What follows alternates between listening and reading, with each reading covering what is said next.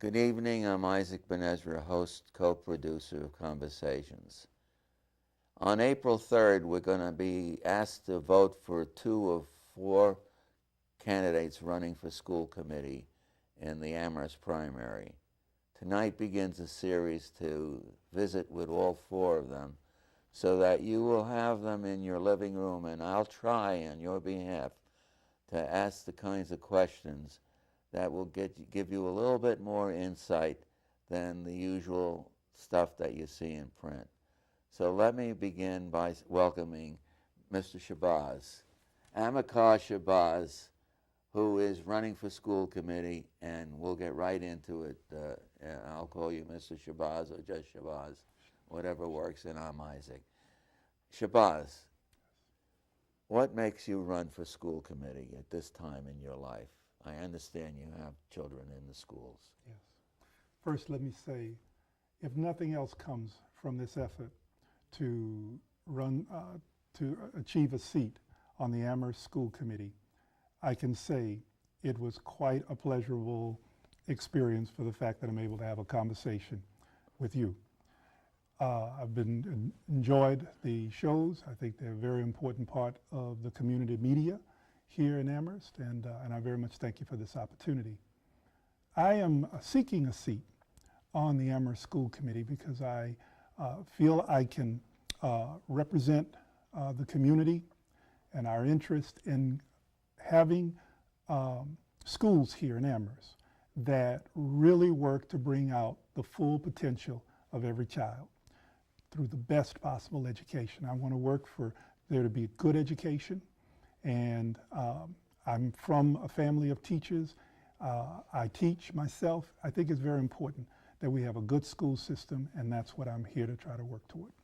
That's great. That's a great beginning, and as I have in front of me, Shabazz is not only engaged as a public school parent with a son at Crocker Farm Elementary, he is presently the department chair and professor of Afro-American Studies at UMass, and is an acclaimed author and educational policy expert. He's been living with his family in Amherst since 2007. So you come with a background that's appropriate for not only education for the whole community, but relevant to dealing with the changes that are taking place in our community. You want to address some of those changes.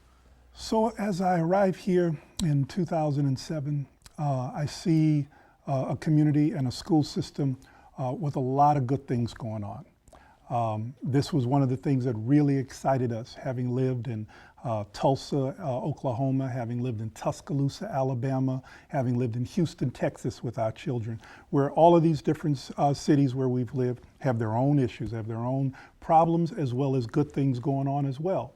But we come into things here in Amherst very excited, very hopeful for the quality of education that our children would be able to receive here. And to some extent, our hopes are really realized. I'm very happy with things at his elementary school. For my first grader, the high school I felt had some real challenges. You know, my son graduated there this past June. And if you sit down and talk with him, he'll tell you some good things he got out of the school and his experience there, and he'll tell you there's a lot of bad things. There's a documentary some students worked on over the summer. I think it was produced. I haven't seen it yet, but I would like to see it, where these students were talking about problems in the schools, particularly as affecting students of color, students from different income groups, lower income groups in their experiences. As I said, I haven't seen it, but this is what I read it was going to be about, what I heard it was going to be about. And so it tells me there's some serious issues going on here. And yes, I do bring a background as an historian, as well as a person who studies schools in particular. I do bring some background that I think can be useful and helpful in addressing and looking at some of the serious problems that we do see here. Do you see the community, the school committee presently aware and addressing some of these issues? My sense is that there's a lot of awareness, But again, looking at 4 years through the high school here, I don't know how much that awareness is translating into certain kinds of practical, concrete action. This isn't rocket science. There are some best practices about things out there. There are different kinds of ideas out there.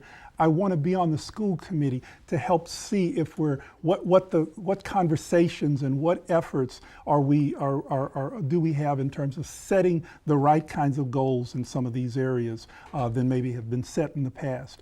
The one incumbent in this race often directs some of us candidates who haven't served to look at the website for this, look at the website on that. He's been there for 3 years, and I have. I'm looking at the website, so I'm looking at, and I still think there are a lot of things that we ought to be looking at and talking about, and see if I'm on the committee, I hope to be able to engage in richer discussions that can lead to some richer solutions and actions in the schools. Do you think there's an awareness by administration and our present school committee that there are some serious gaps that need to be addressed? As I said, I think there's awareness there. I haven't seen, just from the perspective of a parent and from a person in the community, where that awareness is being translated into concrete actions. We've had the reports out there about the discipline problems. You hear about it, well, they're going to try this different model or that different model, and so again, I want to see the data. I want to respond to this to these issues from a perspective of doing your homework, seeing what is being applied, seeing what what seems to be the relative success of it or not, and then seeing if we have to try other things that we haven't tried yet. So that's how I will approach these matters. I don't come in with any preset agenda, but I do feel very passionate about the need for us to start addressing some of these gaps, problems, issues that we know are in our schools. What is the role of the school committee member in addressing these issues? How did they differentiate between macro management and oversight of administration and making education policy?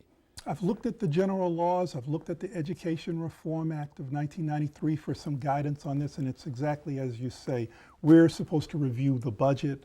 We're supposed to look at the superintendent and hire or fire the superintendents accordingly, as well as the school committee should set the broad goals and the broad targets and objectives, and leave it to the professional people we hire to figure out how to accomplish those objectives. So I think that's exactly right. But I think there's some other qualities that are important to a successful and effective school committee. I think you need people on there who are collegial. I think you need people on there who are willing to engage the conversations with each other critically and assertively and aggressively even, but to always be respectful and know that what we're really doing here is trying to work for the best education for all our children. And I think I bring that kind of temperament. I think I bring that perspective and working history really to bear, because I come from the university environment, and people there will, they're all very accomplished, very brainy, intelligent people, and they all do their homework, and then they can come together sometimes and be very argumentative. But it's about, again, keeping the right perspective, keeping your own emotions sometimes in check a little bit, and really keeping your eye on the prize of working for things to improve things in the schools and not make them worse. So would you say that being on a school committee in itself is a perfect opportunity to give an example of how education should work? I think that's an excellent point. We should be modeling. We have seen evidence in the past which has not always been the case. And I think the school community is looking for that, not yes people, yes, but people who do a critical examination objectively without personality involvements that deal with the results. Now, let's talk about those results. There is a lot of talking, you're right, about awareness that there are serious gaps. It's not only racial, it's economic too. Yes. There are white students, there are Hispanic students, there are black students, there are immigrant students who are experiencing this gap. Why is it important to the community at large that we pay attention to that gap? Cambodian students, special needs students, female students. I mean, there are a multiplicity of issues and dynamics at play.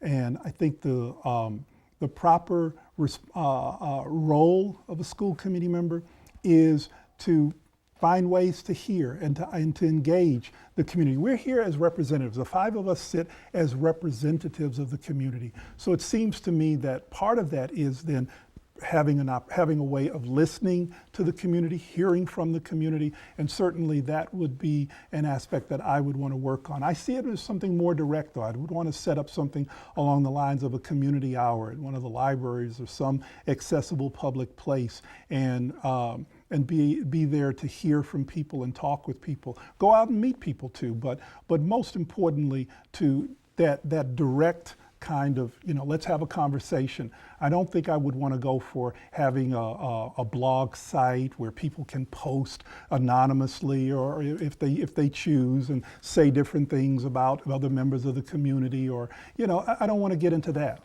I want to get into some ways of finding ways to directly hear from people in all of these, in all of our diversity here in Amherst, and then find ways to, again, act as a school committee to provide the goals and the oversight to our superintendent, her staff, our teachers, who are all people with valuable roles to play and important roles to play. And I think they're professionals and they take their jobs seriously. And I want to work with them also in a very collegial spirit. So when I say collegiality, it's not just with other members of the school board, but it's with our school's administrators as well as the teachers, to find ways to address these different issues that are out there. So, I don't want to say I've got a handle on every last one of them, because you talk about one and then there's 9 others you haven't talked about, but definitely to approach it in that way. What's the role of the student in relating to the school committee? We now have a temporary situation where for 2 months a member of the school committee has been appointed to that opening. Yeah. But beyond that, how can we address on a week-to-week, month-to-month basis the concerns of students directly? I'm a democratic activist in that sense. I really believe that, yes, there's not only the fact of having a student representative that comes to the meeting, okay? For me, it's about, I invite all the students to either tune in through amherstmedia.org or to come directly to the meeting, to again come at that community hour that I'll set up to talk, but to find ways that you let your voice be heard, because we won't know everything that's going on if students themselves won't speak up. Likewise, the parents and community members. So for me, it's really about making that call, representing myself in that way, that that I see myself as a representative and not as some sort of surrogate for the people. The people have a voice. The people can make their voices heard, and then it's incumbent on us to hear those voices and try to exercise some good judgment, good wisdom in again setting those goals and objectives that we ask our teachers and administrators to follow. On a side note, Josh Wolfson comes to mind. He's the co-host and producer of Student News right here at Amherst Media. And he's been, his whole group, we're not talking about one individual, yes, but a whole bunch of students have really been engaged in, I'll use the word confront in a positive way, of bringing to their studio for public observation questions related to their education with some of the educators and some of the board people. And so you'll have an ally there.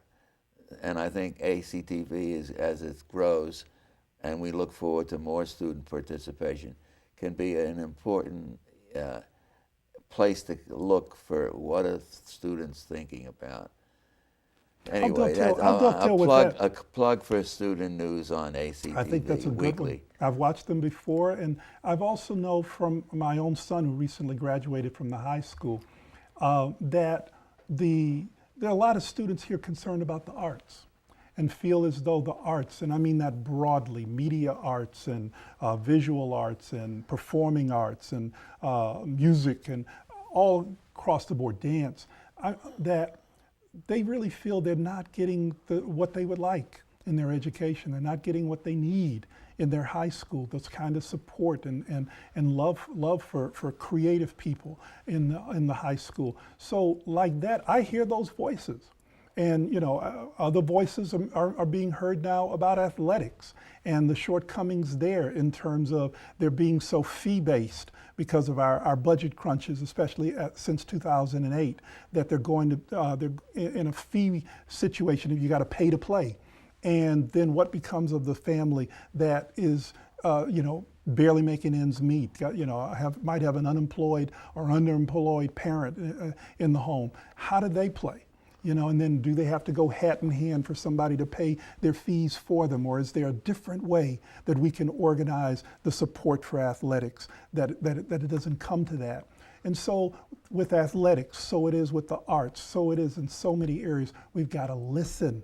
That's the other thing. So you need an Amherst School Committee member, someone that can operate collegially and respectfully with people, but also one that can be a good listener. And that's what I'll try to do. It's refreshing to actually hear a school candidate talk about what's missing today, what we used to have, and why are the arts critical still? Yes. And how do you measure the arts in terms of the totality of what makes for a good educational system? You want to address that? Well, yes, and while I do it, I like to make a plug for one of those groups, and that's the Youth Action Coalition, which is a coalition of a number of groups, such as Get Up, Get Down, which my son remains very active in. My partner's a co-chair of the Youth Action Coalition right now, so I would make a plug for them. They're doing great work with students after school and engaging them in the arts. And it's like that I'd like to see our system facilitate more the independent energies, the autonomous independent energies of parents, of students, of community members that are making good education happen. It's not all just what's in the classroom. It's also what's after school, what's the extracurricular kinds of things. That's educating the whole person. And that's what I'm interested in. That's what I think our schools ought to be interested in, is educating the whole person. And when we approach it that way, then it's about how do we facilitate the work in the community that's going on that is also adding and enriching the education of our children. Our after-school situation here is something we've got to seriously look at. What happens after the school bell, 2:30 or whenever it is, and we go into that time between then and when they're hopefully in the home, having dinner, getting ready, going to bed, doing their homework. That time period is part of the educating the whole child, and we're falling short here again in that area. So I know the superintendent had a focus group at the beginning of the year, early this year, where someone from NEOST, a major national institute on the outside of school time. I'm looking forward to seeing her study on this. So I think we've got some things going, pushing us in the right direction. I want to get behind those things and keep our schools growing and improving. I'm talking to Amilcar Shabazz, who's a candidate for school committee. As I mentioned earlier, we're having a primary on April 3rd for Amherst residents. We'll have an opportunity to elect 2 of 4 candidates that are running for school committee. One is already on the board, so he'll get a report card when he faces election, and he'll be addressing similar questions sometime later in the afternoon. Shabazz, coming back to your early background, what prepared you for this? So And tell me about your family. It's been a real personal odyssey for me to get involved in this whole race. It's got me remembering the fact that I come from an African American Creole community out of Louisiana, Texas, and for the godfather, your godfather we would call parent. My parent is a man named Murray J. Frank, and Murray Frank, as I recall, and I was talking with my dad recently to remember because my parent has passed on. He was on the school board in Beaumont, Texas, where I'm from, back in the 80s and the 90s, when serious battles were still going on over desegregation in Beaumont, if you could believe it, even in those times. And he put himself out there to work in the community to try to bring about better, good social outcomes. So when I think about that, when I think about my mother's own experience as a classroom teacher for over 30 years, when I think about my own studies of the process of desegregation in our schools, from especially in the 20th century, from the 1930s through the 1960s. My book on that is called Advancing Democracy, and it really then engages me a lot in these issues that are going on right now today, in terms of it. But even as I admired in all this history and steeped in all this history, I want to say this, that again comes back to that thing about your personal character and disposition. So if someone, Isaac, came to me as I'm out there as a select committee member and says, I really believe that there are certain groups in society that are just inherently intellectually inferior. And I think that to form educational policies that are trying to uplift these kinds of groups in ways that ignores the basic facts of genetic outcomes is just foolhardy.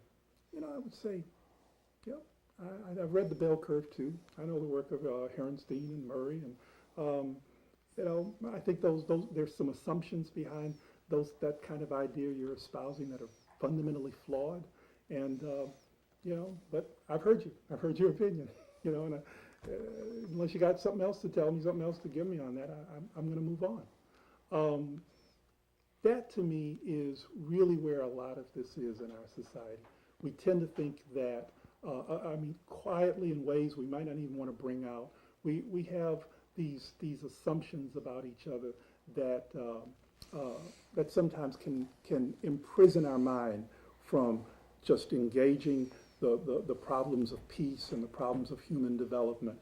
And I want to, I think we can overcome that if we set the right tone in things like our school committees, if we set the right tone in our schools. That's why education for me has been, my passion, my commitment, is because I really believe it's in our schools where the kind of critical thinking faculties and the kind of process of being an active learner, a good learner, active listener, these kinds of attributes, if we could cultivate that more in society, we're going to get past the racism, we'll get past the classism, we'll get past the sexism, we'll move past some of that. If we can keep our children growing up with a good education and good critical faculties that enable them to see, just dumb ideas and be able to discern the difference from those things with good ideas. So that's why it's important to me. It's been a pleasure. On that note, I think it's a great way to wind up. I think people have an understanding of where you're coming from. And I wish you well. April 3rd, 4 candidates running for 2 spots. Be there. Good night.